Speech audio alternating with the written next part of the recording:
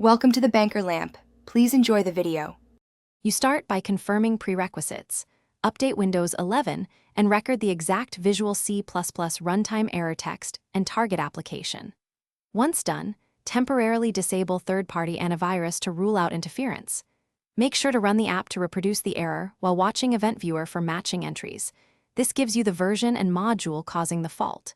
These quick checks save time and guide whether you need a repair, reinstall, or specific redistributable package.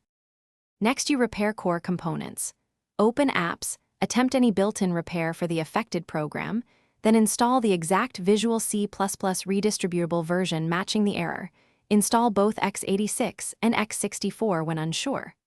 Once installed, run sfc/scano to fix corrupted system files and dism restore health to repair the component store.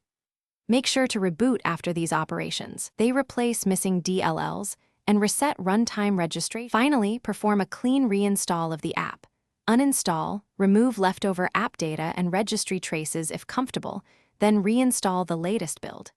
After reinstall, test the app and review Event Viewer or Reliability Monitor for residual errors. If problems persist, create a new Windows user or test in a virtual machine to isolate profile or system-wide problems. One key troubleshooting tip: if the same runtime error continues, install older and newer redistributables for that year. Version mismatches often cause.